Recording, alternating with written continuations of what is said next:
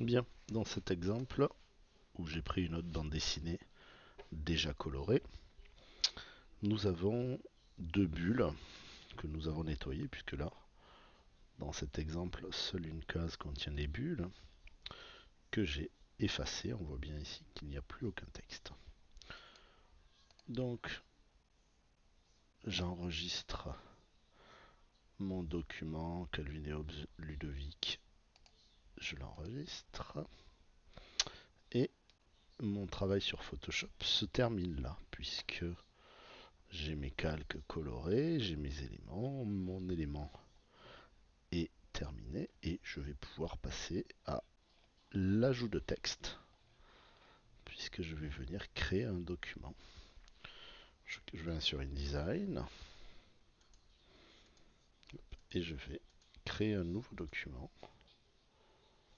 en impression puisqu'on fait de l'impression et ça sera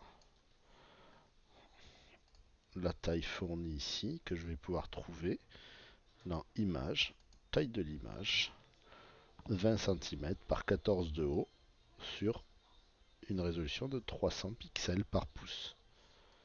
C'est le format qui vous est fourni dans Photoshop. Donc 20 par 14. Je reviens ici, 200, 140. On est bien sur un format à l'italienne et pas à la française. J'ai qu'une seule planche, donc je mets page en vis-à-vis. Et je vais mettre 5 mm de marge, ce qui est suffisant, et 5 mm de fond perdu, même si je ne les utiliserai pas, puisque je pense toujours à mettre 5 mm de fond perdu. Mon document est présent et je vais importer mon image comme sur les exercices précédents. Je fais fichier importer. J'ouvre mon élément qui est ici. Je valide.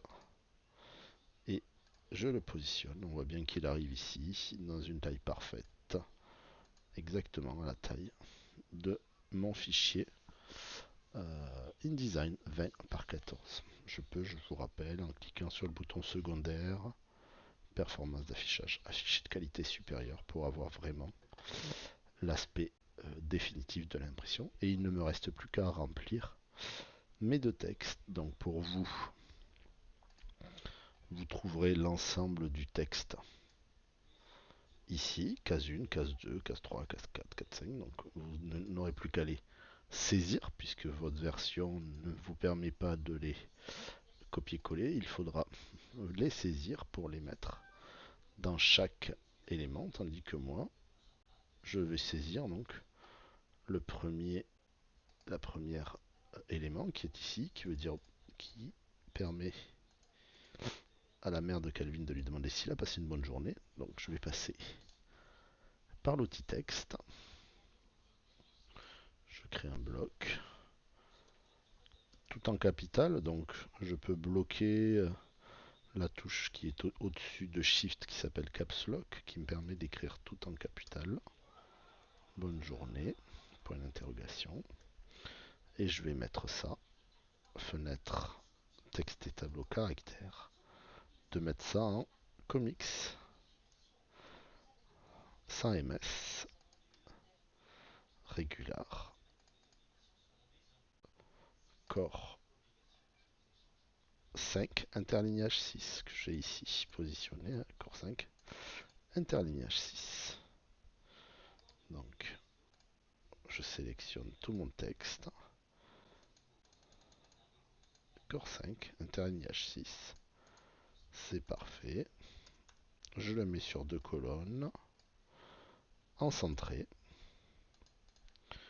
et je le positionne à l'intérieur de ma bulle. Je vous rappelle qu'en double-cliquant ici, je peux très bien réduire au maximum la taille de mon bloc. Bonne journée. Et ensuite, Calvin répond tout simplement, ça commence à aller mieux. Donc vous aurez les éléments qui sont ici. Je fais la même chose, je crée un bloc texte et je tape.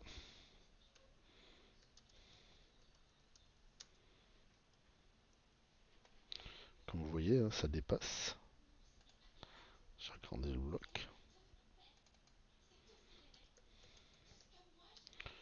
Point d'exclamation, si je ne m'abuse. Non, pas de point d'exclamation. Ça commence à aller mieux.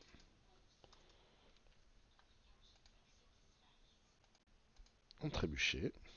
En mignon, pardon. Je remplace ça par du comics. En régular, corps 6. Corps 5, interligne H6, pardon. Ça commence à aller mieux. Tout cela en centré. Je double-clique pour réduire. Et je le positionne ici. Hop, ça déborde. Donc, je peux mettre ça comme cela. Ou même carrément sur 4 lignes. Comme ça, tout rentre dans la bulle. Parfaitement. J'appuie ici pour avoir mon aperçu définitif de la page. On voit bien que j'ai remplacé donc le texte en anglais par le texte en français, que ma bande dessinée est colorisée. Il ne me reste plus qu'à enregistrer sous. Je vais l'appeler donc Marasato. Donc j'enlève le caps lock. Marasato Calvin. Puisque c'est comme ça que je vous demande de l'enregistrer. Enfin, votre nom de famille plus Calvin. Et ensuite, je vais exporter. Je vais assembler mon document. Je l'assemble dans un dossier qui s'appelle dossier Marasato Calvin sur le bureau. Et je regarde le document qui m'a été fait. À l'intérieur, je trouve mon IDML, qui est la version générique de tous les InDesign, mon fichier InDesign, mon PDF, mes liens, le fichier que j'ai utilisé, et les polices. Donc je peux vérifier que tous mes éléments sont identiques.